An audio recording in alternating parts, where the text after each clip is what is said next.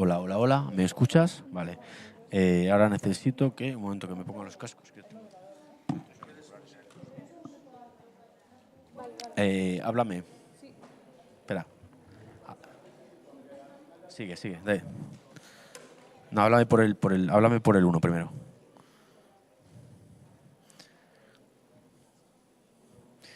Perfecto. ¿Vamos al 3?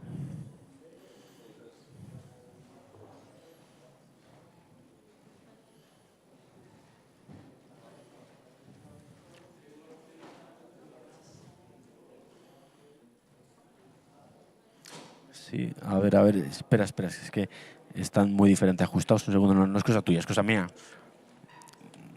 Sigue, sigue.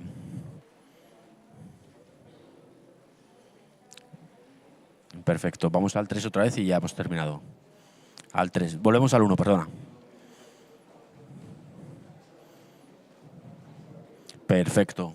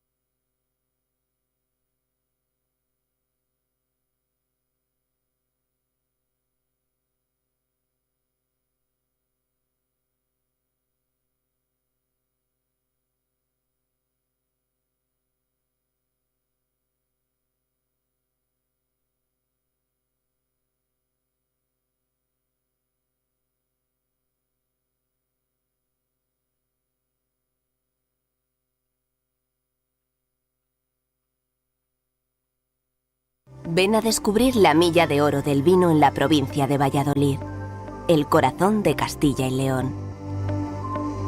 Diputación de Valladolid. Un viaje que merezca la pena, un viaje que merezca la pena, siempre haces que merezca la pena.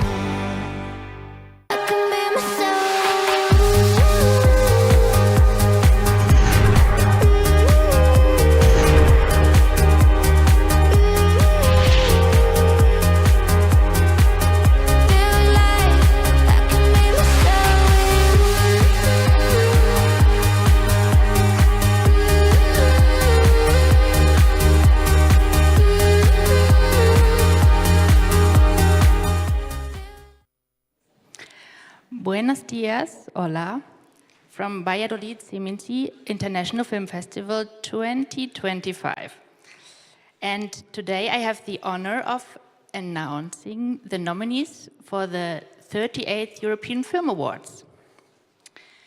And the first film that has been nominated is Being John Smith by John Smith.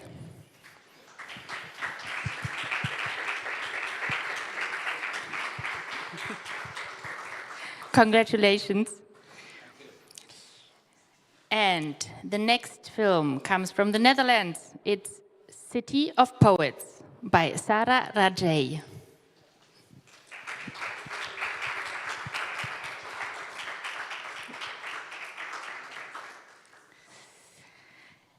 Number 3, a French film, short film, GB Kebe, L'Avance. Please, avance. Felicitaciones.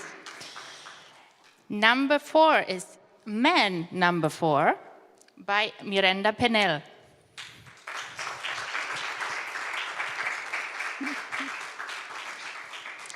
And we have a 5th short film nominee, which sadly the director could not attend today, but it is The Flowers Stand Silently Witnessing by Theo Panagopoulos.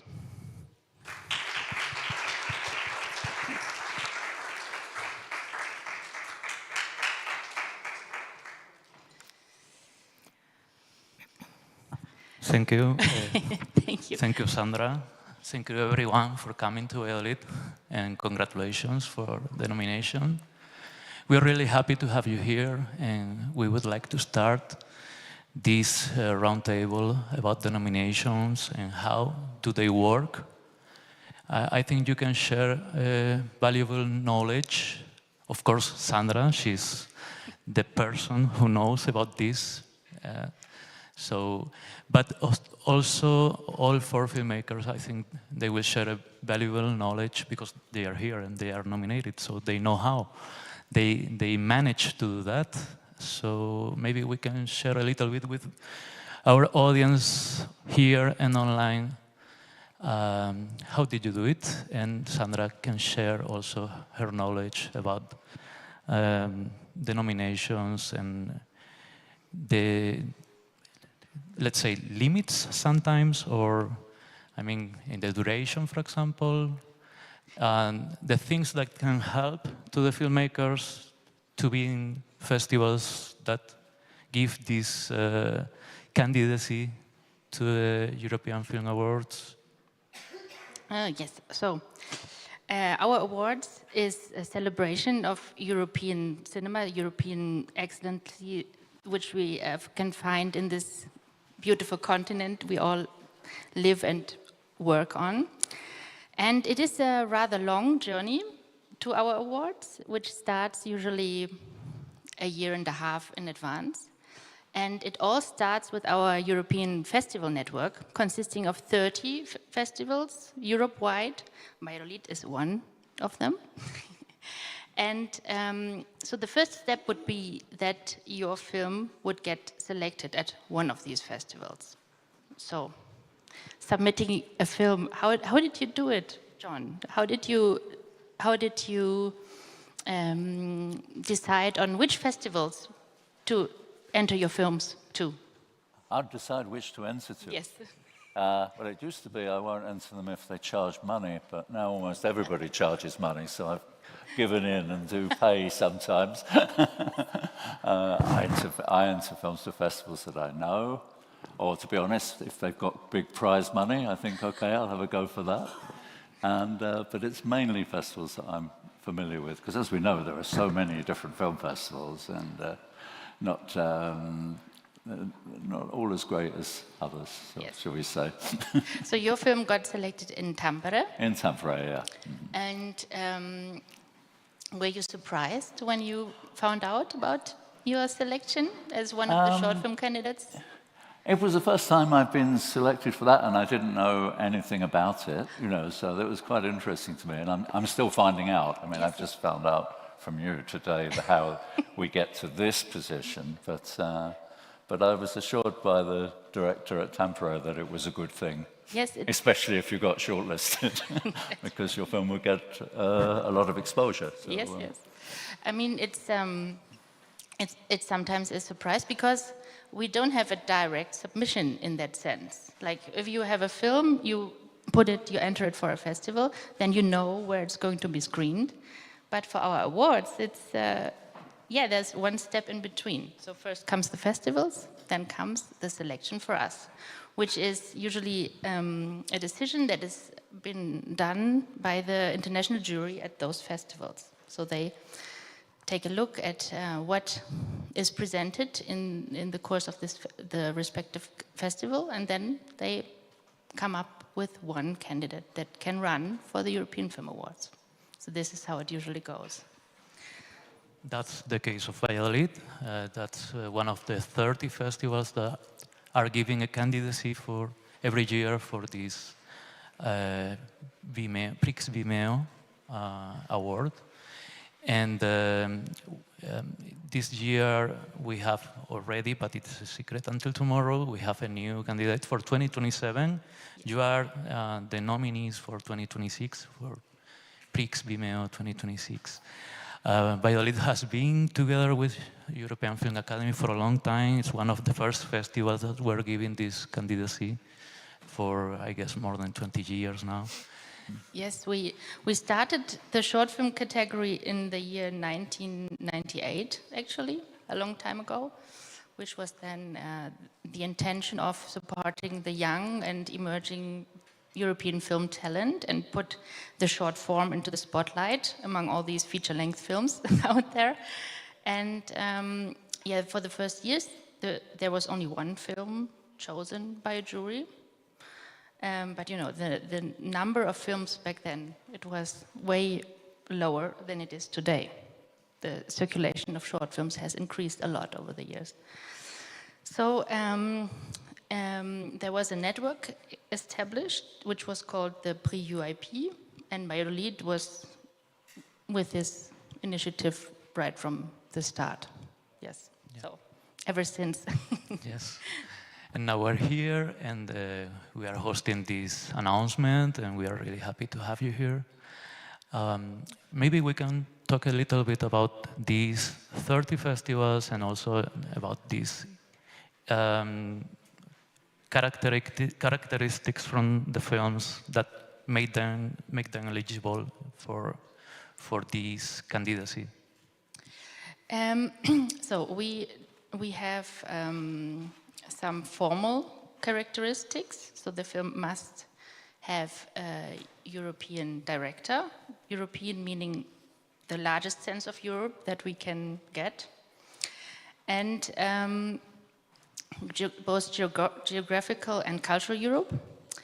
And the person does not necessarily need a European passport, but needs to be based for at least 5 years in Europe, or been born and working in Europe.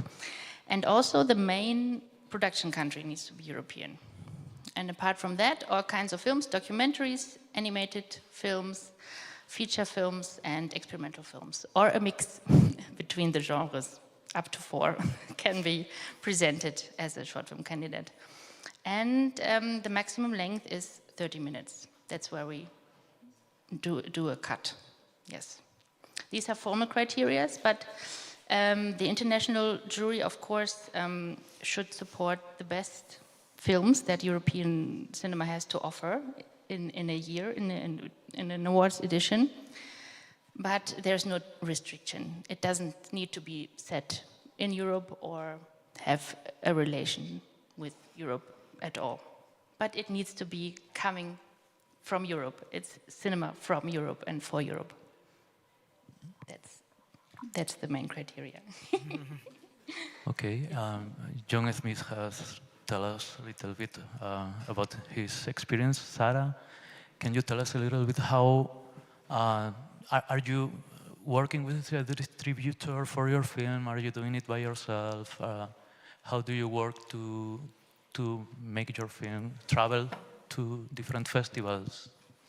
Yes, for City of Poets, we are working with a distributor. But it's important for me to tell that my first step was actually working with the right producer, because long before the film went into production for several years, the two of us just worked together on the development of what kind of film it was going to be, what kind of material we were going to use, and what kind of festivals would embrace it when it was made. And because of that, actually, it was sent when it was fairly fresh. We finished it and we submitted it, and we premiered in Berlinale in 2024. And then simultaneously we were approached by a distributor. And yeah, it really had an incredible effect. It went to so many festivals, and then it also got the EFA nomination. So it does really have, in my case, also coming from visual art, it has had a very important, major effect on how this film is being received. So we have different experiences about it, because I think John and Miranda are not working with a distributor, right? Or yeah, we have distributors who are, I'd say, more like an agency, so Lightcone in Paris and Lux in London, who help manage distribution, but they're not actively, I think it's a different kind of distribution. Really, it's down to us to promote our films, yeah. And in my case, and I think in John's case also, my film was certainly self-produced, yeah. And what about you, GB?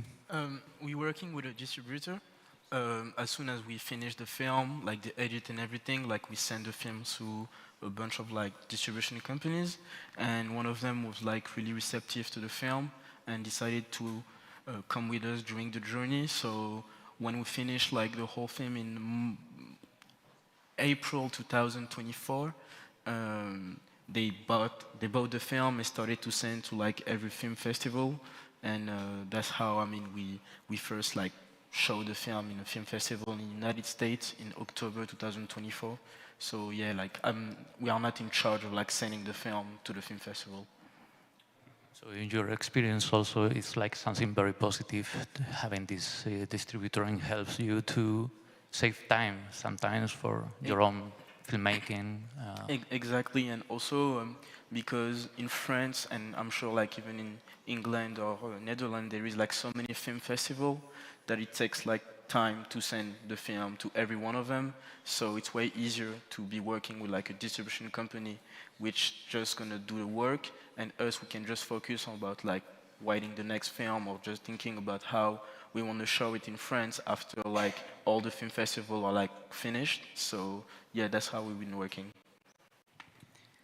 Yes, and you can hear that the films have been submitted to several festivals. So there's actually 30 chances for a film to get selected. Yep. And it goes on and goes on and goes on. So the cycle repeats every year. So there is a never-ending submission pool where you can enter your films and hopefully present it to the audience of European cinema lovers and our members, of course, the members of our European Film Academy. I think one of the criteria of these is if you have been a candidate once, you cannot be 1 year later, right? Yes, this is, of course, the case if you are selected as a film for the selection, the wide selection for the European Film Awards. Then, of course, doing it another time the year after with different set of films competing or running for the award, that's not possible. But yes, one-time participation. But with the next project, you're welcome back. And what does this nomination mean for you, for all four of you? Does this mean something to you? Yeah, of course. I mean, for me, mainly getting much broader exposure to the work, of course, and I think it's really interesting that our work will be viewed by members of the Film Academy, because obviously that ranges from, producers down to hairstylists, and so which I very much like the idea of having a very broad public to assess the work. Because it's one thing having a professional jury at a film festival, and many of the people on juries kind of tend to know one's work already, so there is a kind of, I feel a little bit of kind of nepotism involved, in that a lot of the festivals I've shown at those festivals before that do your vote, and so I think I stand a much better chance with them than I do with the broader world. But but the most thing, that's not a big deal for me. The big deal for me is just getting things seen more. And as I understand, Arte will show the films online, is that right? Maybe we can consult with Agencia, because Agencia is doing also the short film tour of your films during 1 year, and it's one of the advantages of being nominated. Yes, they are here, they are in the audience also. Yes, we are trying to get the films out into the world by presenting them in a short film tour that runs for 1 year. So this is a festival and cinema tour, so whichever cinema or festival would like to show these 5 beautiful films, you're welcome to get in touch and, yes, present it. And also the audience will have occasions to see the films, as we are going to see them the first time, world premiere, together in one program tomorrow. Yes, at 4 in Fundos. There is a screening with all 5 films, yes. And you will present your films to the audience here in Valladolid. Yes, and maybe that's a good twist, because we have a very interesting selection of 5 films, whereof 4 are documentary. Or documentary/experimental films. Documentary form? Documentary form, yes. Yes. So the only feature film is the only fiction. Fiction. Yeah. Fiction, yes. L'Avance. That's you. Yes, it's your film. This year, it's not something regular in the nominations. Let's say that also, that all 30 festivals, not only nominating these non-fiction films, but this year it was the case. Yes, it shows the presence of the documentary form within the short form. That is, yes, very, very dominant, but not saying that they are, yes. But yes, maybe we can talk a bit about these films. 4 works, yes. Yeah. I think it's the first time they are nominated, all 4, right? Or did you have any nomination for European? No, never. Before? No, Never? with the film before, no, not for the award. Even Miranda and John with a long career and... No, not yet. Well, from today, yes. Completely new experience. No, we are thrilled. Okay. So yeah, we can talk a little bit about their films, and this also is a sign of what many festivals have valued about for the nomination, and they were voted for these 30 festivals, and that's why we are here. So please, Miranda, tell us a little about number 4. Yes, so my film came about because I was meant to be making a different film altogether, But when the genocide in Gaza started happening, I felt paralyzed and unable to concentrate or to work, and I felt very distressed about this experience of watching these images coming out of Gaza around November, December 2023. And I just had the thought that maybe I could just take one image from social media that I was looking at and speak to a single image. I was looking at the time, I was meant to be working in an archive which had hundreds of images, actually also from Palestine, to make a historical piece. And I couldn't do it, so I thought, perhaps I could speak to a single image from social media. And I found an image that just confused me, where I kept on saying, what am I looking at? What is this? That's what I did. And I think we all have this experience of, many people have had the experience of wondering what to do when we see these kind of images, many of them of atrocity. Do we share them? Is that a positive thing to do because it makes people angry, and when people are angry it mobilizes them to try and make something stop? On the other hand, is it dehumanizing to keep circulating bodies in states of undoing? Contributes to the dehumanization, which is why the violence is happening in the first place. And at the same time, perpetrators sometimes take pleasure in this kind of violence. And I think all of those things are true, and it's a kind of, so it's a very live question, whether we're ordinary people on social media, whether we're artists, filmmakers, people who think about images, how we handle images in times of violence. So my film is an attempt to take a single image and blow it right up and slow time right down and think about the process of looking and what it is we're looking at. Thank you. It's pretty impressive, the analysis you make of this image. It's incredible, and I hope many people will come tomorrow to see all the films, to Fundos. GB, tell us a little bit about your film, please. Yeah, so the subject is not like as important as you. It's like really like a personal film that I did when I was going into like an art school in France, and I was like really like fascinated between like the relationship between all the young artists and people that's running the industry, so the curator and everything. And I wanted to write something about that, and I was friends with a lot of painters when I was going into that art school. And the starting point of the movie was like really simple. I just wanted to follow like a character with cello painting.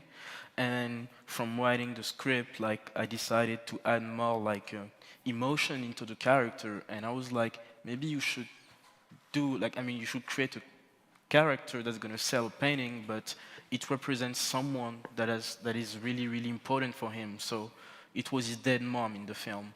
And we're just following like the character in Paris walking down the street with the painting in his arm and going into his family, like talking about the fact that he sold this painting, and the reception from a family is not the same from him, because they don't understand the ambition to paint the people that you love, and also like to sell this object, because for them it's important. It's not like artwork, you know.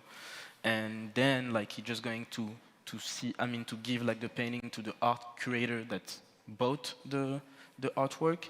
And it's really like I don't know how to say in English. It's really like, for me, it was like the opportunity to really explore this world, and also to ask myself if I have the right to talk about this subject or this other subject. Like it's really something between me and the character. So yeah, that was the starting point of the film. It's a brilliant film with this fight of the main character. Yeah. There is money on one side, and the other side is the feelings and the family. Exactly. That's a beautiful thing. Thank you so much. Congrats. Thank you. Sarah, City of Poets. It's a film that you created in a documentary form, but it's a fiction at the same time. Yeah, so the starting point was actually how socio-political conflicts affect certain parts of the society, especially women and people who are dealing with culture in general. In my film, the poets. And for many years, I had this, I kind of felt this urge about how changing of the names in certain places affect the mentality and the psychology of the civilians. Growing up in Iran, that was actually part of my upbringing, how names were replacing each other. And then in 2018, the same kind of debate started in the Netherlands because of the colonial history. So there were a lot of demonstrations and discussions if some names have to be changed. And then I wrote this story based on, it's a fictional story about a city where I grew up. We lived there for a few years, actually a few months during the Iran-Iraq war. And all the streets were named after poets. And then slowly these names were replaced, and that kind of created a sense of confusion amongst the civilians. So it is a story of a utopia that is lost in a way. And then at the same time, as we are following the story of the city, there is also the story of a house where several women are living in this house, and then they are dealing with the presence of a haunted tree. And so we kind of follow up the two stories, how the poets are being forgotten and how they have to deal with this, the presence of this ghost in their house. So that's how the story was written. Thank you, Sarah. And John, being John Smith? Yeah, it sounds like there are two films concerned with names in this. As many of you will realize, I have, being called John Smith, I have the commonest name in the English-speaking world. And ever since I can remember, I hated my parents for giving me this anonymity. And for many years, I've been meaning to make a film about my name. And then something happened to trigger it. And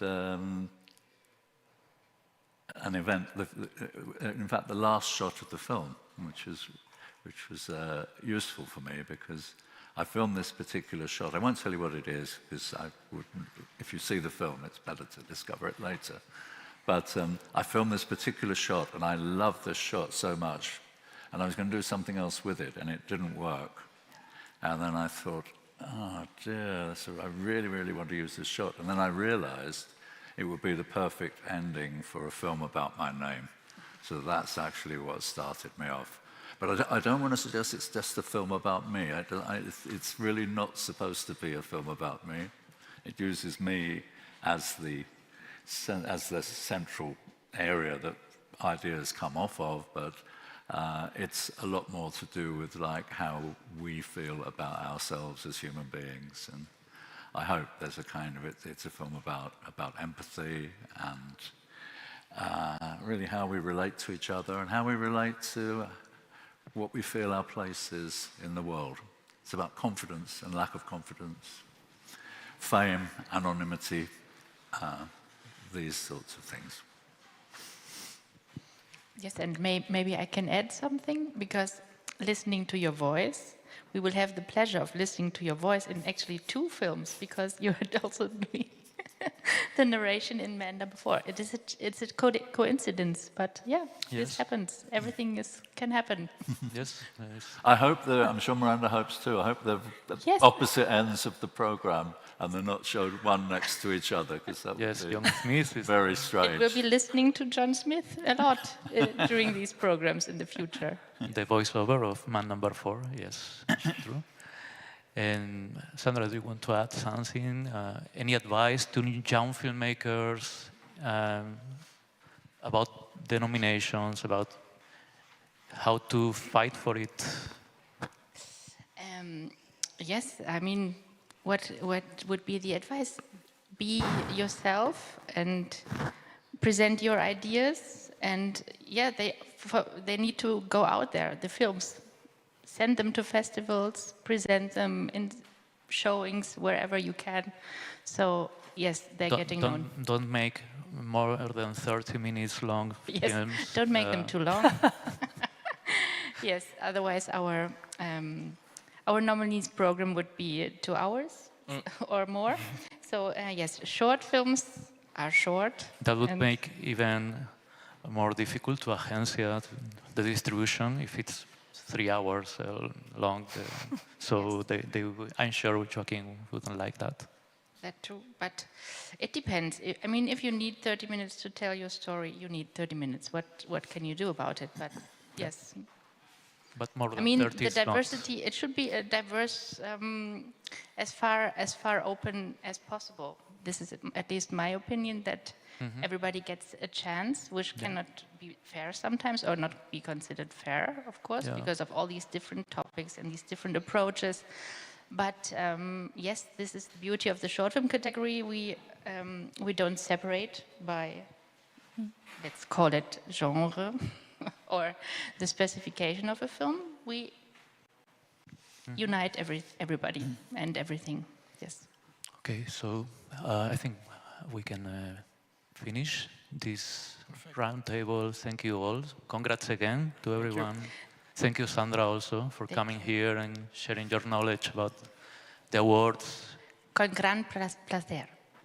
Thank you. Thank you. Gracias a todos por asistir. Thank you. Thank you.